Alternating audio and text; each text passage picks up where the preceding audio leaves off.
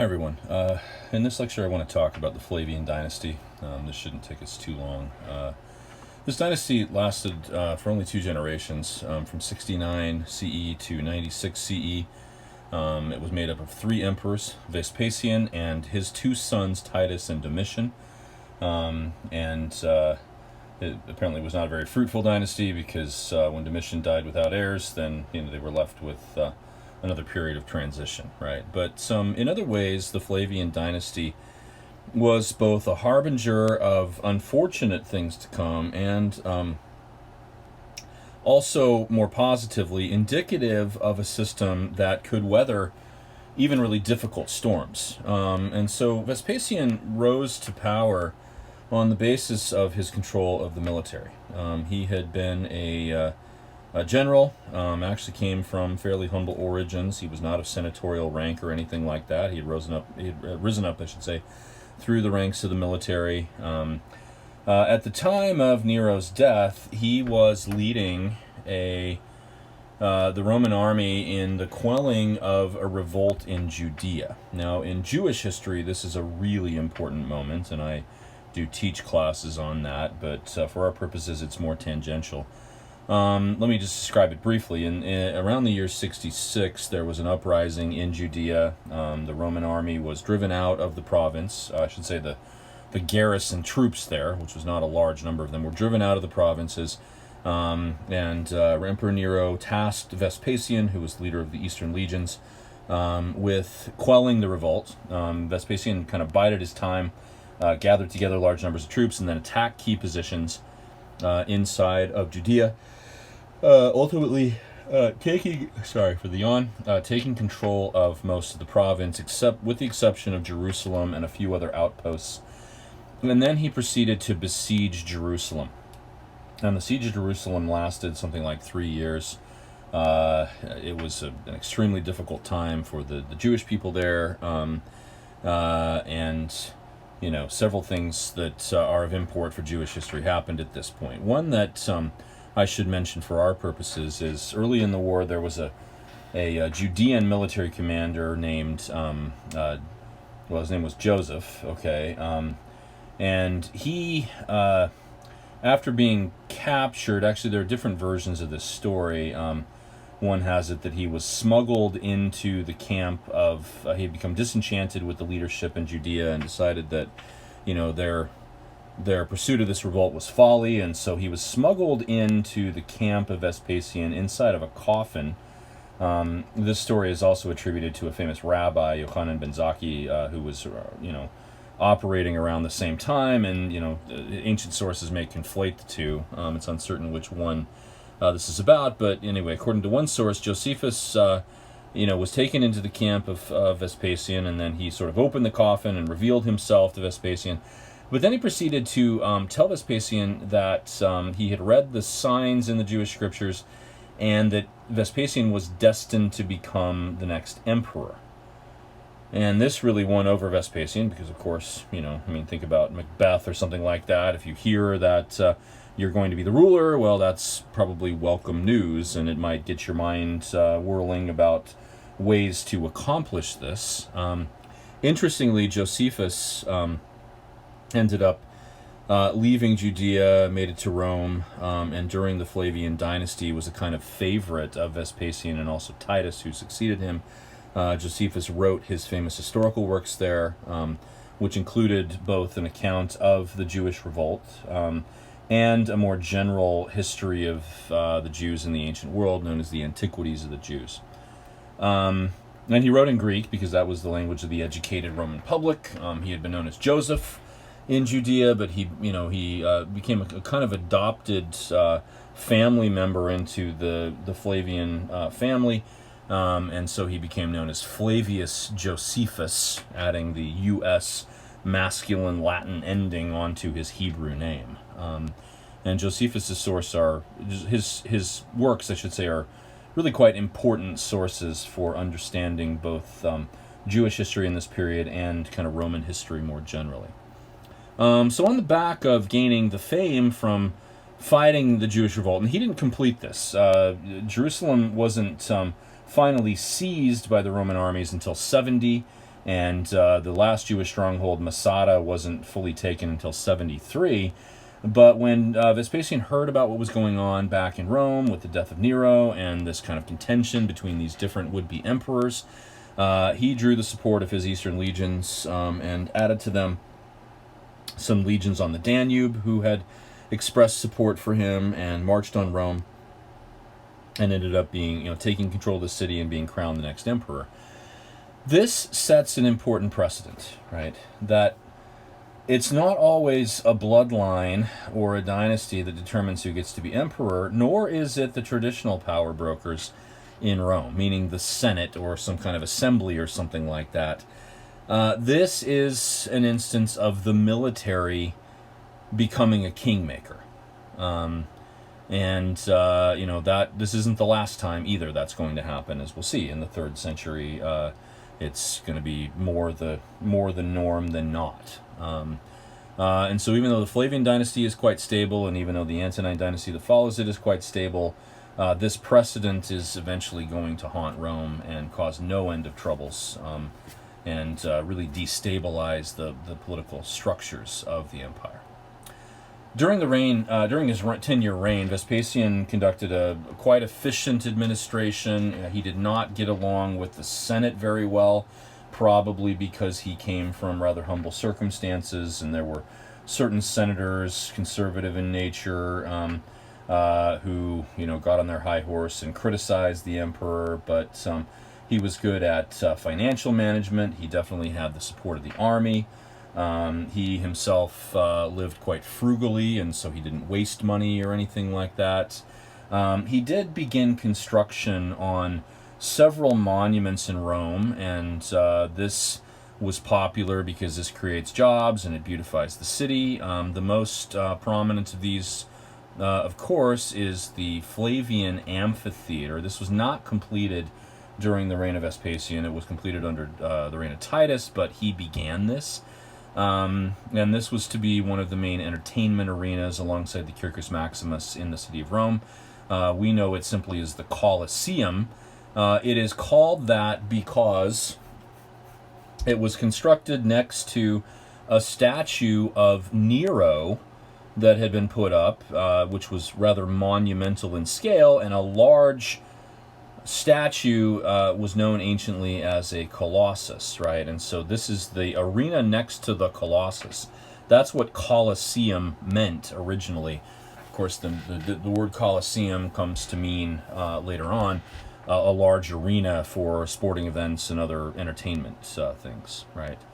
The Flavian Amphitheater is this wonderful work of architecture. Complicated, sophisticated. I mean, this was cutting-edge technology in its day, right? There was a kind of, well, you can see here that there are the stands, which are mostly disappeared over time. A lot of what had once been the Great Colosseum was the stones were taken to build churches and other things in the Christian era, but it had this false floor. And underneath the floor, there were all of these tunnels and storage facilities and places where they could keep animals, and where the gladiators and others who were waiting to go out and perform, fight to the death, or enter these competitions. They could even flood the thing and create a kind of mini lake to sail boats on and things like this. I mean, there was no end of the sorts of entertainment that they could provide in this, and do it in increasingly sophisticated ways. This seated upwards of about 50,000 people in its heyday, and it's perhaps the most recognizable building in all of Rome. And you can see that a Flavian era coin on the lower right here, it has the Colosseum on it. I don't know whether this coin is from the reign of Vespasian, Titus, or Domitian, but it's definitely from this dynasty. All right. Vespasian died of disease, of a fever of some kind, probably. I don't know how to diagnose that, obviously, but his son Titus, who had taken charge of the command of the army at the end of the Jewish revolt after Vespasian beat it back to Rome. Titus was credited with retaking Jerusalem and with the quelling of the rebellion. In celebration of this accomplishment, they constructed this arch in the city of Rome, known as the Arch of Titus. On that arch is artwork that details some of his accomplishments. So one of the things that happened in the chaos of Rome retaking the city of Jerusalem is that the Jerusalem temple, which was hundreds of years old by that point, the Jewish ritual center, caught fire and ended up burning to the ground. And the Roman soldiers managed to salvage some of the sacred items from that. You can see here on the Arch of Titus detail of them carrying this large menorah with them, which probably would have been the main candelabrum of the temple, and other things that they're taking back, and this would have been part of the triumph that Titus was granted for being a victorious commander, and it was commemorated with the arch. And this actually became kind of a norm that, an imperial visit or an imperial victory of some kind would be commemorated with an arch, either in Rome or in some other place in the empire that was significant. If an emperor was touring, cities would construct archways to greet him as he came through the gates and paraded through the city. So the whole tradition of triumph continues, but it's altered in its purpose to be simply a celebration of the emperor rather than an acknowledgement of a patrician, commander who had won a victory of some kind. Those sorts of things continue to happen to some extent too, but increasingly triumphs were the property of the ruling dynasty. Titus lived only 2 years. His reign was quite unspectacular, but he was very popular. One of the things that was somewhat scandalous was he had taken a Jewish lover, a mistress, whose name was Berenice or Bernice, the anglicized form of it, and he had taken her back to Rome, but this did not endear him to the Roman public, who were xenophobic on their best day. But Titus, to win favor, ended up sending her back to Judea, and that kind of scandal was over. So Titus was a popular ruler, but he died without any heirs, and so his younger brother Domitian, who was only about 30 when he became emperor, he seems to have been a rather tall and imposing figure, though depressive and melancholic and brooding. I guess those are all synonyms for the same thing, right? Meaning the same thing. Sorry to be redundant. Domitian was pretty effective with his administration too. He was careful with the finances of the empire. He made some changes to that boosted the agricultural output of the empire. He also elevated a lot of provincials, and this is natural for a dynasty whose power base was not originally in Rome. This makes a lot of sense because they had support in the provinces given their military exploits. So he elevated provincials, some of them even to senatorial status. The Flavians in general, Vespasian and Titus and Domitian, often worked through the equites rather than the Senate. They really didn't get along with the Senate. Domitian was credited with success in Roman expansion in Britain, although the one primarily responsible for this was Cneius Julius Agricola, about whom a work was written by the historian Tacitus. Agricola was in fact his father-in-law, I believe, was Titus's father-in-law. And Domitian, fearing that Agricola's popularity would later eclipse his, recalled him from Britain, and ended up taking the credit for a lot of this. Tacitus did not. He was not impressed with that, right? Like some of the Julio-Claudian emperors, and Gaius in particular, who had always insisted on being worshipped as Jupiter himself, Domitian made a lot of claims to divinity, and really tried to boost the imperial cult. And this is one of the things, because because this is a new dynasty and came from lower origins, many of the elites in Rome refused to kind of go along with this, and this made Domitian increasingly aloof and eventually rather paranoid. There was an abortive military revolt in the year 88 that it seems some officers were plotting to overthrow Domitian, And this made him even more paranoid, and so late in his reign, I mean, it was about, I don't know, 8 to 10 years into his reign, he began to crack down and began to find conspiracies everywhere, mass arrests, even executions of people of various classes, including senators and equites. And this made him more and more unpopular, to the point where there was eventually a palace revolt that assassinated him. And Domitian didn't have any heirs either, and so that's the end of the Flavian Dynasty.